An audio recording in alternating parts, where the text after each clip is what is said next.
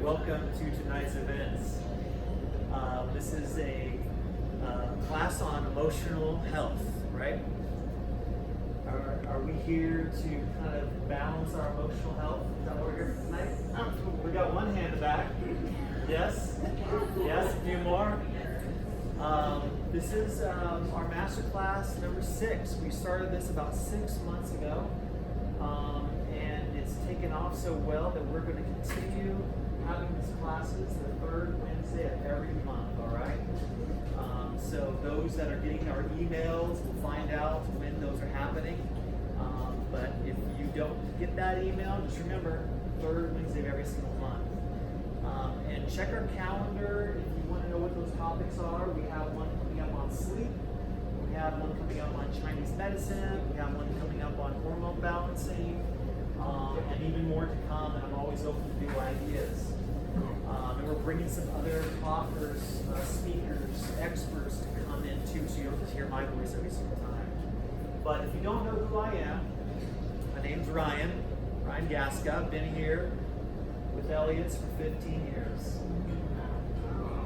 And it's been a fun journey. I've learned a lot, and hopefully I can share with you one thing tonight that you can take home and start working with right away.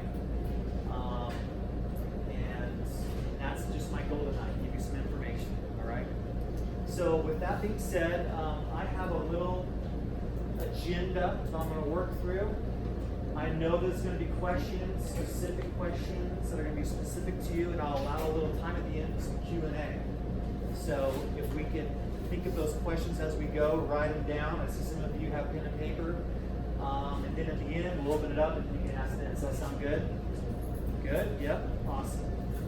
Now, mastering emotional health. So, the statistics are kind of grim. 1 in 5 Americans suffer from some sort of emotional disturbance, whether it's mild depression or severe depression, anxiety, insomnia. Many people are getting treated for those with medication, right?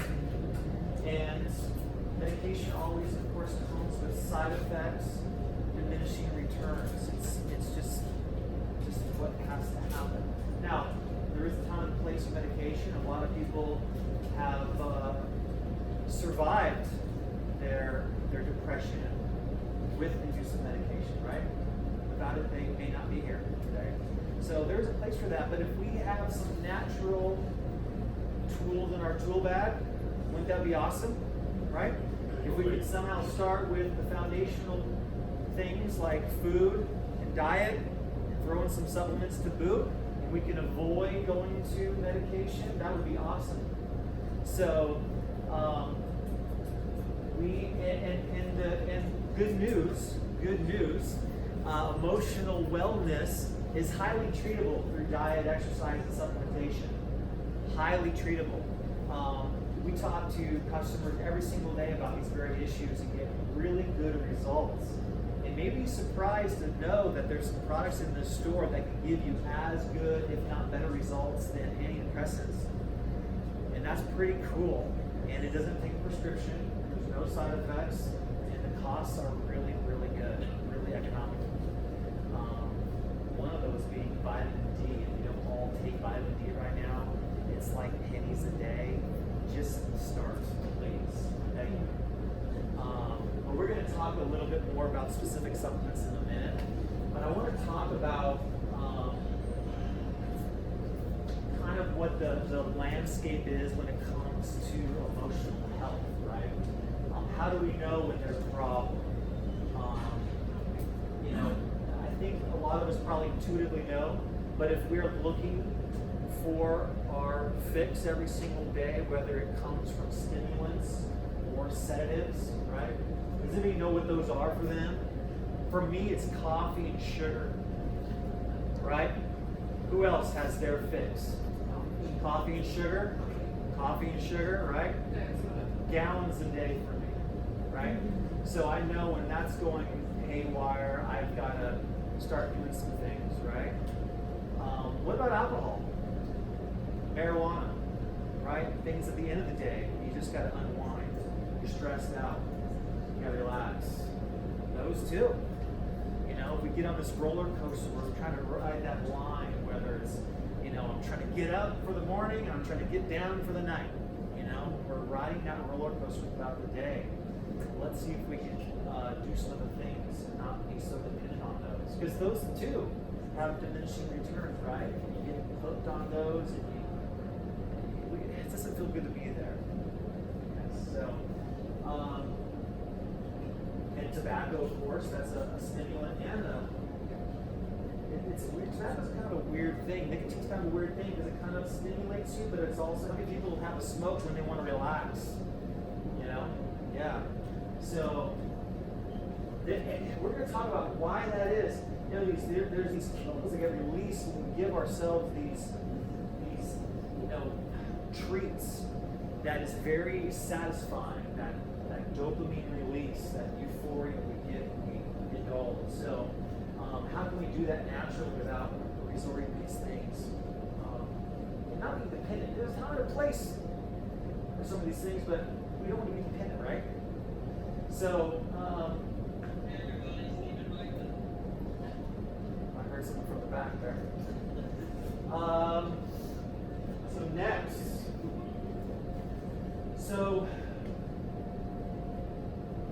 most of our emotional health really resides with our neurotransmitters. There are these chemicals in the brain that really kind of get triggered to create a mood in our body, whether it's a mood of relaxation or a mood of alertness. We need a balance of these neurotransmitters, and there's really 4 of them.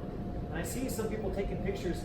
Let me know. I have notes about what I'm talking about, and I like to go paperless at all possible. So if those people want the notes from this class, let Matt or Alexandra know at the very end, and I'll email them to you tomorrow. Okay? So I'll email you these slides as well.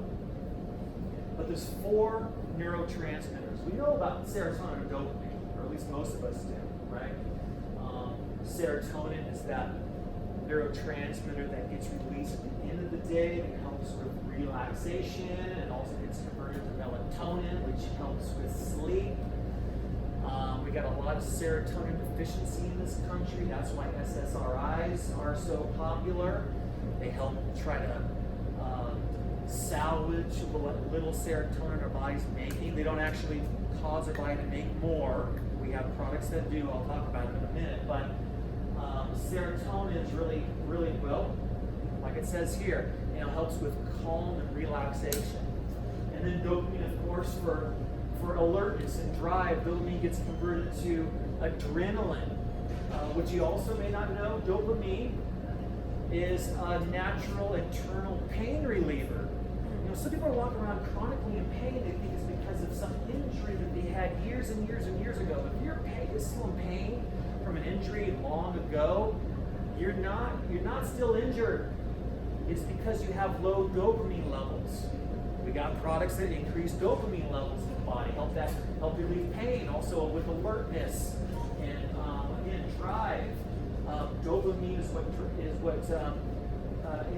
what kind of fuels our reward system. It's, you know, that reward of a dopamine response that drives us to, you know, indulge in things like sugar and coffee.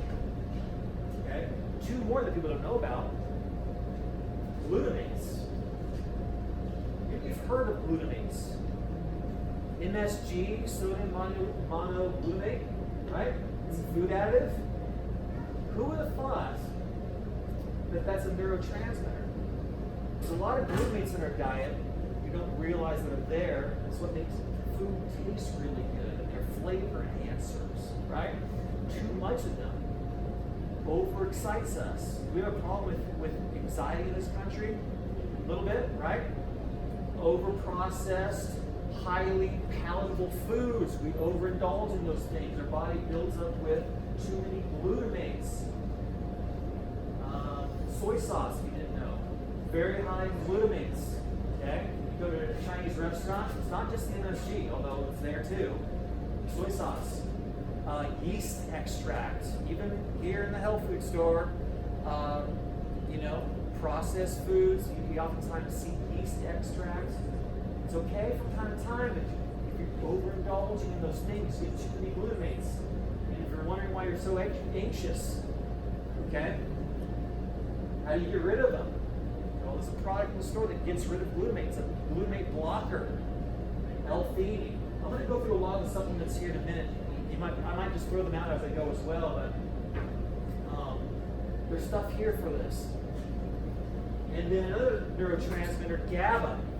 You can actually go get a prescription for GABA. But little did you know, you can actually buy it as an amino acid in a health food store without a prescription, right?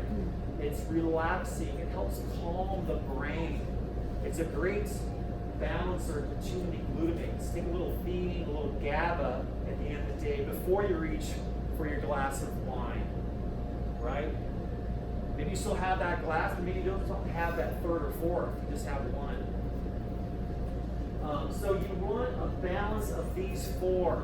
You know, that's why medications oftentimes have side effects, because they drive one of these too high and then you get an imbalance of the other. How many people have heard of people getting on an antidepressant? Maybe some people in this room, it works good for a few months and then it stops working, or there's side effects that creep up, and then you go to your doctor and then they give you something else to take care of the side effects, right? It's because of the imbalances it's causing.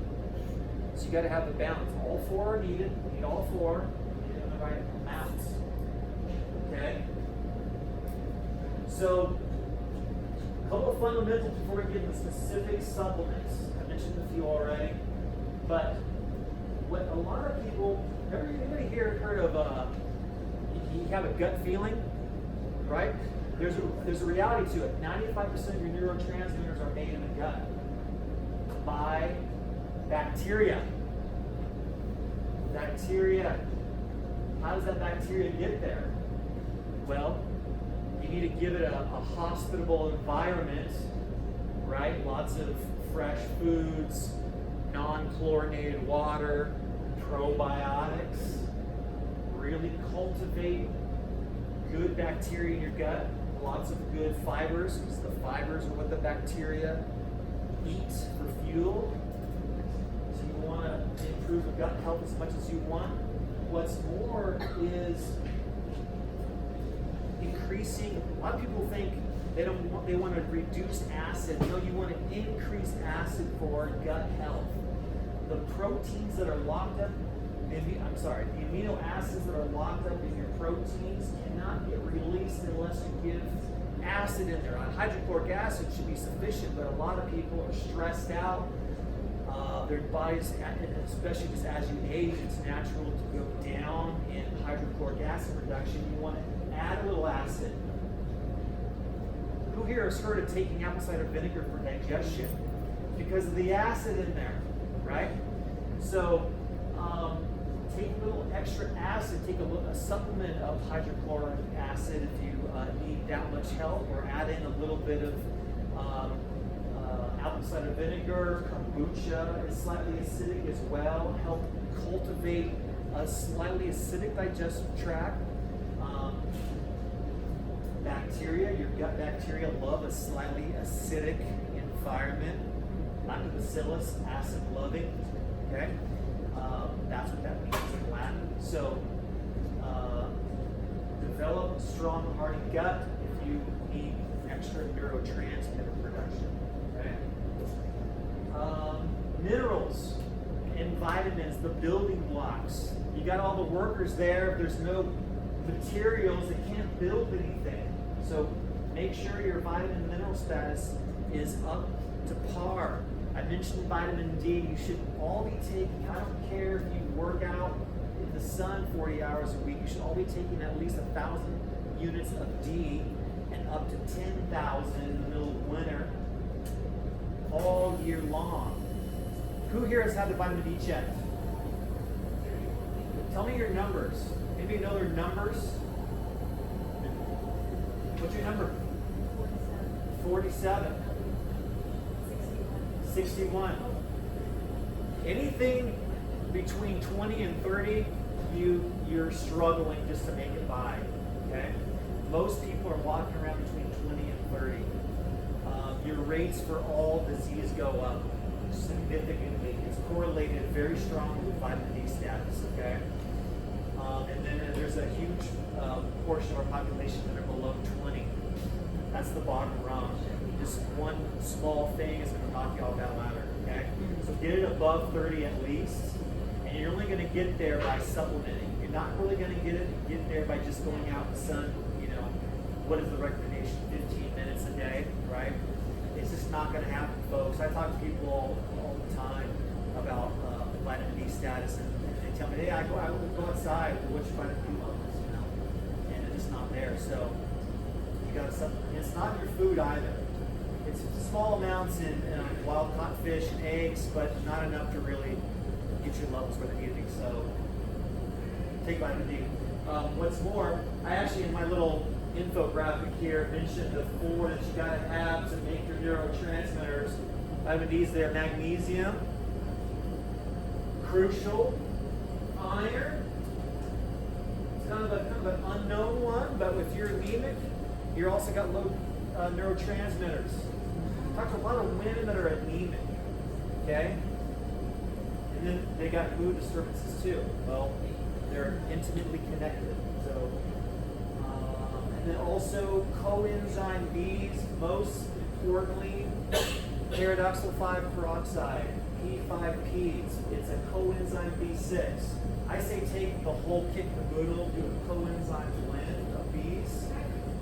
But very important that P5P is in there. When you do a coenzyme B complex, make sure they're all coenzymated. We got products on our shelves, so talk to us afterwards. We look for that, but make sure P5P is in there. Without these, you're not going to get your neurotransmitters made. It won't happen. Now, I want to talk specifically about some amino acids. Now, amino acids are very powerful at driving certain neurotransmitters up. They work very, very well. I mentioned L-theanine for anxiety, right? I mentioned GABA for relaxation. And those are great supplements to take anytime you need it. They will not put you to sleep. What was the first one? GABA, or L-theanine. L-theanine, okay? Take any time during the day. Will not put you to sleep. And then for some people, I've noticed this, it actually can kind of increase your focus because you are now calm. And you can focus. You're not scattered and anxious. So sometimes a little theanine can actually help make you more productive, more focused. And then, if you really want to drive dopamine and serotonin, and I would never do one or the other. I would always do probably both. Maybe you do a little more dopamine driving because you have pain or you have severe fatigue in the first half of the day. But always add in a little tryptophan at the end of the day. Always add in a little bit of both so that you get the balance. So for dopamine, for pain relief, for alertness and energy, tyrosine. You want to take tyrosine 2 to 3 times a day in about 500 milligrams a dose.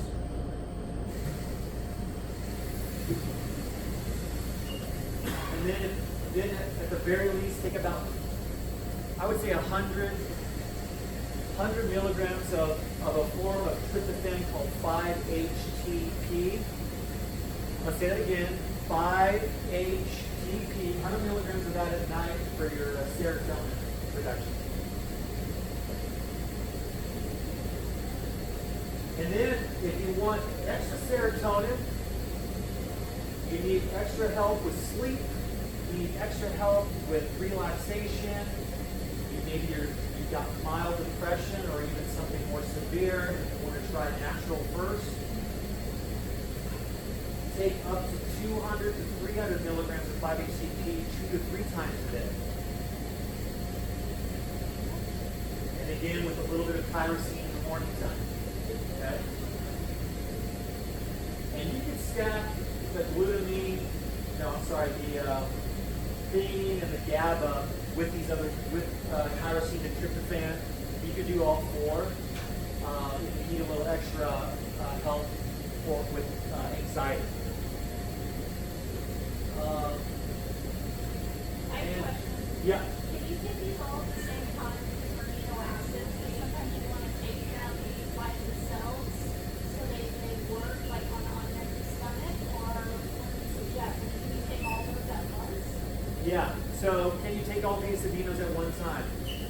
I would recommend taking alerting, energizing aminos in the morning. So take your tyrosine first thing in the morning, and maybe maybe 2 or 3 hours later, and then maybe no later than say 4 in the evening.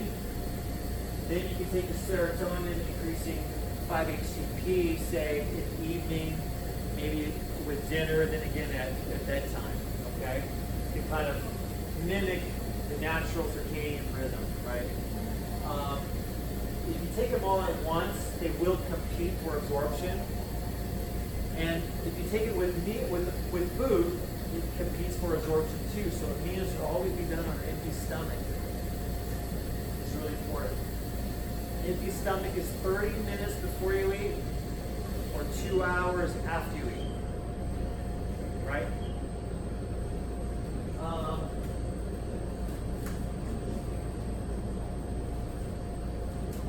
Any questions? Yes.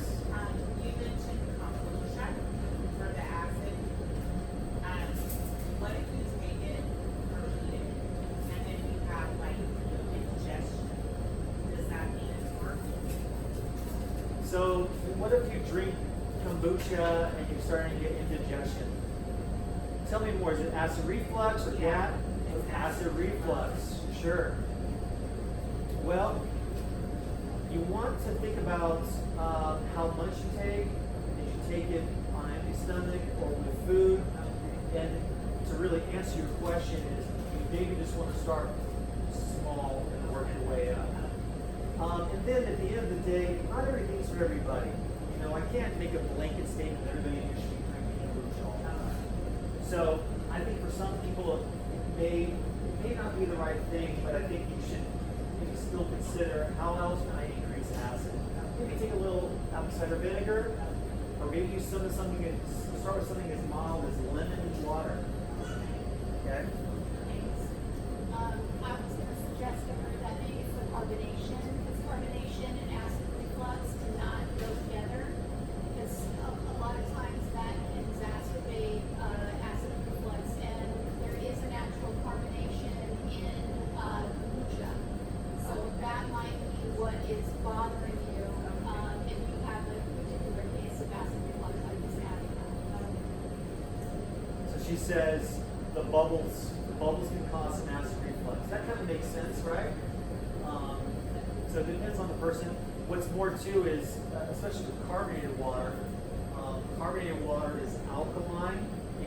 It can cause more problems than good for some people. If you already have trouble with low acid, you drink a bunch of carbonated water with dinner, it can really exacerbate that. So be aware of that. I had spinal surgery about a year ago, and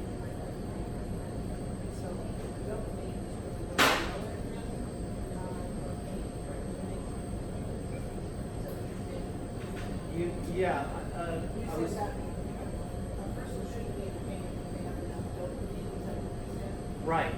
So, her question, she had spinal surgery several years ago, still in pain. Does that mean that her dopamine levels are low? Absolutely. You should definitely get on tyrosine right away. If not just for the fact that it's going to be supportive of, probably you may be on some medication, or maybe you're taking some other herbs to help with inflammation like turmeric or fish oil. It would work very well for increasing your natural endorphins. Okay? Dopamine are your natural endorphins. They are natural pain relievers your body produces. Okay? It doesn't mean when I say that that you're in pain, that you're healed and your pain is not because of your injury, it's because you're healed. It's not quite the whole story. What I am trying to say is, so you have an injury. Whatever healing your body is going to do, it's already done, right? And if you're still in pain, that pain's not going to go away because you're waiting for the body to heal. It's not. So at this point, you've got to figure out what else I have to do. Maybe there's still residual inflammation. Maybe you need to do some exercises to strengthen your body up, and kind of layer your approach, right? Add in the anti-inflammatory herbs like CBD, turmeric. Add in some tyrosine to increase your endorphins. Yeah. What else? Does the CBD really attack the inflammation in your body and help with that? Does the CBD really attack the inflammation in your body? Yes. CBD is probably the hottest thing we have going on right now. Interestingly, for stress, mood, for pain as well. The science is really emerging on the endocannabinoid system in the body that CBD specifically supports, and it's very exciting. So yes, it's an anti-inflammatory too. I was just saying, a while ago I used to use just regular marijuana, and even like at dispensaries, but lately I switched to just CBD because you don't get the psychoactive effects. But it definitely helps like when you're psychopathic and nothing's moving and calms you down a little bit. And it probably does also help with pain, so I was finding someone else to do it lately too. CBD for pain, she says, for stress as well. Right. Maybe, the neurotransmitter balance is pretty darn important, but there's, like I just mentioned, with the cannabinoid system in your body, that plays a role as well. There's always a lot of systems at play in any situation in the body, so CBD supporting another system in the body, it's good to consider all your options, I'm sure. What else, folks? I answered all your questions about mental. We got some more. Yes? Oh, I was just gonna say, I recently switched from using pharmaceuticals for like depression and things like that. And something that helped me a lot was salmon oil specifically for rage problems. I'm a veteran, so I'm rage problems, but salmon oil, I read it here, but really like strong, pure salmon oil really helps like calm you down. And then there's another one before getting back to other sexual connections. So she was talking about fish oil for mood as well. Salmon oil specifically. Salmon oil, right. We have a product on our shelf that has very, very high amounts of EPA, which is specifically marketed as a mood enhancer. Fish oil is pretty powerful. And The other one was phosphatidylcholine for panic attacks and like anxiety. okay, phosphatidylcholine for panic attacks and anxiety. That one I haven't heard of for that use. I've heard it for like just for focus and memory recall. Right, and it's also good for your liver, it helps clean out all that fun stuff. One question that I'm thinking of myself that I get all the time is, can I take these supplements if I am on an antidepressant? Right? Depends on the supplement. There are supplements like St. John's wort that specifically is a serotonin reuptake inhibitor, right? It actually says on there, don't take if you're on an antidepressant. But aminos are different. These are naturally occur in the body or in your diet, and they cannot be over converted into these neurotransmitters. The body basically can make what it needs and get rid of the rest. So there's no harm in taking aminos with the medication. I don't recommend herbs, but aminos, yes. And of course, your vitamins and minerals. These are essential. And you can definitely take those as well. What are like minerals that you need to take every day? Vitamin D. What are minerals that you take every single day? Vitamin D, well, vitamin D is a vitamin, but when it's minerals, magnesium and iron for sure. And I would recommend at least 600 to 800 milligrams of magnesium a day. I know that sounds really high. The RDA is in the 400 range, 420, but you know, you're going to start to get really good results when you get to those higher levels. I'm talking digestion is going to be on point. Sleep is going to be really restful and rejuvenating. Muscle aches, brain health, heart health, bone health. I can keep going on. I think there's 300 functions that magnesium does in the body. Yes? You have to get, what form of magnesium? You have to get a chelated form. There's really two that I like. It's not a one, it's more like two options. I really love the powders. Magnesium powder. There's a product called Simply Calm. It's my favorite. I take it every night. But Albion minerals, chelated minerals, the Albion magnesium, it's a capsule form. That's really awesome too. Very absorbable. Magnesium is kind of a challenge to absorb. So it's important to spend a little bit more on your magnesium to make sure you absorb it.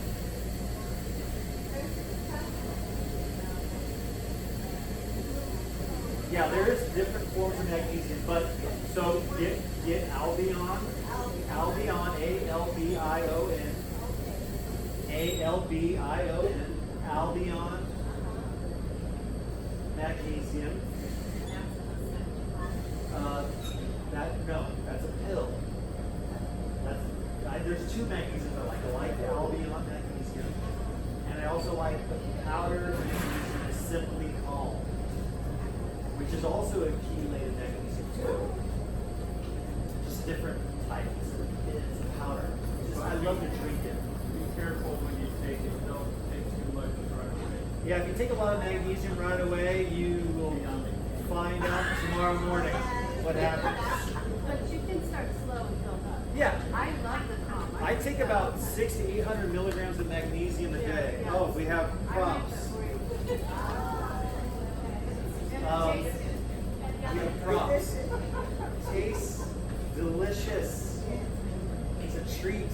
And you feel For us health people, you know, we're always like, anything that tastes good, we think we're cheating. This tastes good. I'm like, is there sugar in this? No, there's not. It's sweet stevia.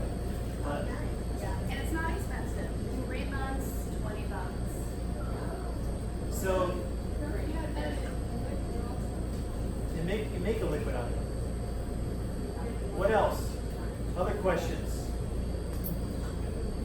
We got one over here. Regarding the vitamin D levels, so if you're on a lower level, how long does it take for you when you are consuming, like the recommended amount? How long before your levels go up? How long will it take to get your levels up if you take vitamin D?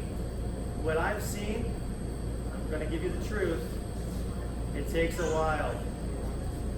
Vitamin D, one, you got to absorb it, okay? And it's a fat-soluble vitamin, so you got to have adequate fat in the diet. We're all kind of fat phobic, so that's one challenge we're up against.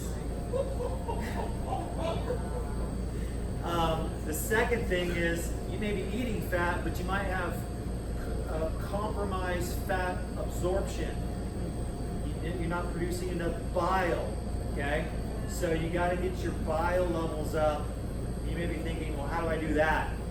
Enzymes, probiotics, right? So you may not be really absorbing that vitamin D, and then you got to be able to store it too, okay?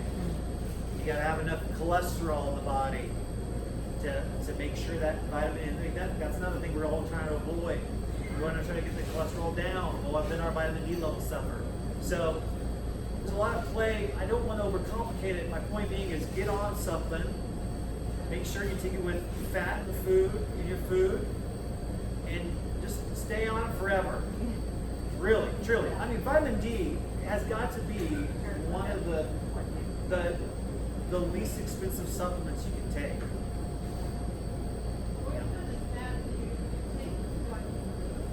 I don't understand what you're saying. That's enough. Vitamin D with a fat with a meal that has some fat in it, I would say at least 5 to 10 grams of you know, whether it's avocado, nuts, you know, free range chicken, grass fed beef, range eggs, things like that. At the same time? Yes, yes. Take them at the same time. If you're taking large amounts of vitamin D, I was told by a naturopathic doctor that you should be also taking vitamin K2, because if you take large amounts of vitamin D, it depletes some of the calcium in your bones. So you take the vitamin K2 to keep the vitamin D from depleting your calcium in your bones. Someone, you said your naturopathic doctor said take some vitamin K with your D as well. Right. Absolutely, vitamin K2. That might be smart to do that. We have products on the shelf that have both of those in there. Yep. What else, folks? Can I ask One more? about D too? Because I love D. If it takes a long time to build it up, but just know that if you can knock it back down, once you build it up, it's not like, oh, I'm good. It literally can deplete the body really, really easily. And it's not on a normal chemistry panel. So when you go to the doctor and you get your blood test, you get like your cholesterol checked and everything, it's not on there. You need to ask for it. So don't think like, oh, my doctor gave me a blood test. He didn't mention it. Well, he probably didn't test you. It's important to ask for the test. It's an inexpensive test, and you get it tested once a year. And if you've ever been tested low in D, you should probably be on D for the rest of your life. That means if you're low, you have an absorption issue or whatever. But most people do test low. But just be on it. I think it's one of your most important Right. vitamins in the store. It's a few bucks a month. Yeah, of this vitamin D. here, I'm sorry I'm plugging this, but this is 900 servings of 2,000 milligrams, 900 servings in here. This is $17.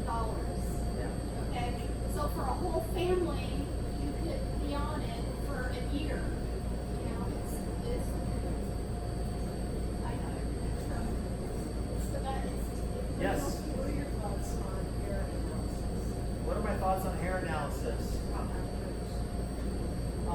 There's, you know, there's a lot of modalities out there, whether it's, you know, blood work, saliva, or hair. I think they all have validity if you're working with someone that knows what they're talking about. I don't like to put all my eggs in one basket, so I would like to, because I've had my hair analyzed before, and I've learned some things about myself, that I had a lot of heavy metals in my body, and I was deficient in selenium, right? That was kind of cool to know.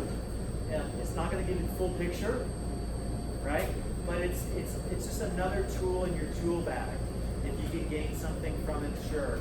I hesitate from, again, not putting all my eggs in one basket. I hesitate from you know, working with someone that all they do is analyze your hair and prescribe and treat based on what's in your hair. I think it's a little, you know, narrow-minded, but it's one viewpoint. Definitely, that's worth something. Can you get your amino acids from whey protein? Can you get your amino acids from whey protein? Absolutely. Whey protein is rich in amino acids, right? It's almost pure protein. When you're talking about driving up neurotransmitters, you have to be isolating the amino that drives that neurotransmitter, okay? If you're generally healthy, fine, just make sure you get enough protein in your diet a day. But if you have a specific situation, I've got insomnia, I've got a little anxiety, I've been kind of in a funk for the last few months, maybe I really need to get a little more serotonin, You got to be on 5-HTP. That's a special kind of tryptophan, because you really want to drive serotonin up. You don't even do that when you isolate for it.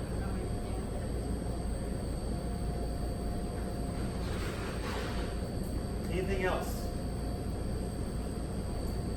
Well, thank you. What time do we got? We're like 10 minutes, maybe less than 10 minutes. Wow, we did it. So thank you so much, folks. I'm glad I was able to share a few things and answer a whole lot of questions. You know, like I said at the beginning of this talk, you know, I love to just kind of give information to people, and if you just leave here with one thing tonight, I think that's a job well done, right? Do you think I accomplished that? Yeah? Awesome.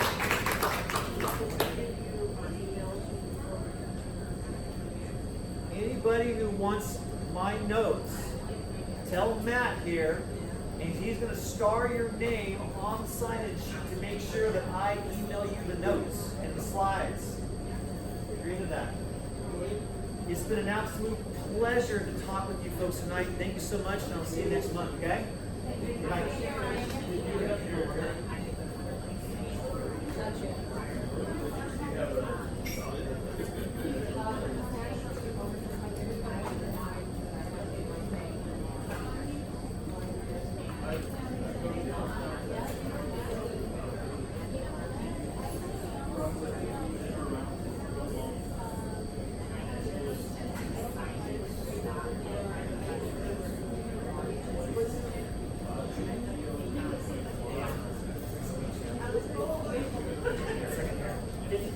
Jamie.